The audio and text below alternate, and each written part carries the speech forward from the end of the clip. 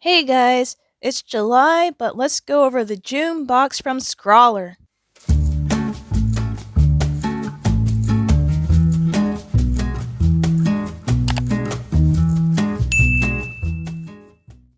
The first item we have is a number 4 sea white round brush with synthetic bristles. Next, we have the Derwent watercolor pencils. The colors I have are Prussian blue, terracotta, and ivory black. I've used Derwent oil-based colored pencils before, but this will be my first time using their watercolor pencils. A sweet treat. It's a hard candy with a chewy center. I just chewed mine up right away. It was pretty tasty. My Scrawlr sticker.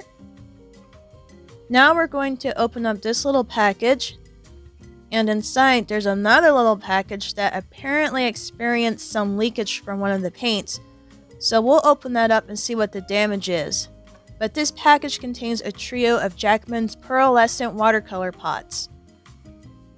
The first one I pull out is the Pearlescent Pink Shimmer, and you can see how small the pot is. It reminds me of those lip glosses you get from the beauty supply store. And now to the next one. Oh no! So the silver shimmer was the one that leaked. That's really unfortunate. I hope there's still some paint left. Bummer. Anyway, here is the last pot, and this is called Mint Green Shimmer. So now I'm looking through the Scrawlr zine. Inside you have a page about this month's materials, an interview with the artist of the month who is Tessa Harris, tips on how to use the materials, and a gallery with artwork from the April box. I especially like the painting with the pigeons. The last page is a short history about fantasy art, which was the theme for the month of June. This is an artist print with artwork from Tessa Harris. I read her interview and she likes to do a lot of self-portraits. I think this one looks really nice. Last, we have Gold Line Watercolor Studio Pad. This has 10 sheets, is cold pressed, 200 GSMs, and 90 pounds. So, I already know not to expect too much from this paper, so this will be designated for swatching and experimentation. And that's everything in the Scrawlr box.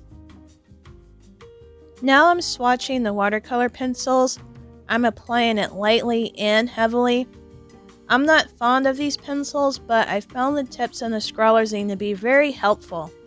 The pencils appear to be very pigmented, and they seem to react well when activated with water.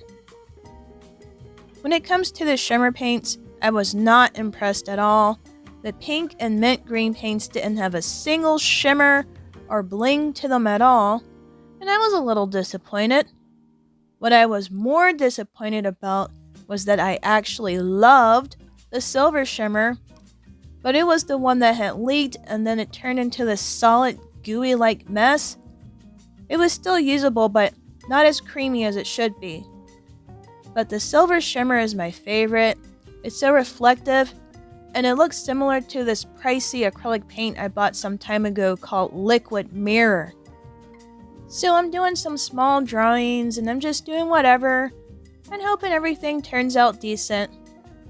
In the past, I experimented with watercolor pencils, and after a while I was like, what's the point?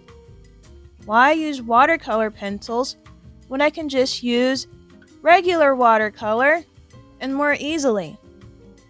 The Derwent watercolor pencils are okay, but not enough to convince me to explore them some more. I actually have a new box of Arteza watercolor pencils that I got some time ago, and I just haven't touched them at all, but now I'm determined more than ever to get rid of them. Watercolor pencils are just not for me. As I said, the theme for the month of June was fantasy. I had a drawing already planned out. It was a little fairy sitting on top of some magical mushrooms. However, I scrapped it because it just wasn't looking right. I couldn't get a decent background wash with the watercolor pencils, and the paper was just whatever. So in the near future, I'm going to just redraw that image on my usual paper and use actual watercolors. But anyway, I decided to keep it simple and drew a robot. Robots are real and there's nothing fantasy-like about them, but this one has feelings, so it still fits in the fantasy genre. I know you're wondering, Mia, when did you decide to get Scrawlr? And why are you reviewing the June box in the middle of July? Well, I got the Scrawlr box because I had heard so many good reviews, so I decided to give it a shot. I like seeing what other art subscription boxes have to offer. As to why I'm reviewing it so late, well, I ordered this box in the beginning of June, and then I got an email on June 18th saying that the box was on its way. There was no tracking number provided, so I didn't know exactly when it would come, but I knew it would be a while since it was coming from England.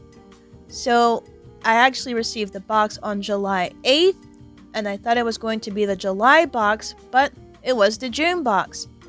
Strangely enough, when I look up Scrawlr videos for the month of July, there aren't any. Everyone's reviewing the June box, so I'm not sure what's going on, but I guess it is what it is. So that's all I have to say about this box from Scrawlr. Don't forget that I have a giveaway coming up once we get to 500 subscribers. If you made it to the end of the video, put a robot in the comments section. Thanks for stopping by. I really appreciate your support. Make sure you check out my other videos, and I'll see you next time. Bye.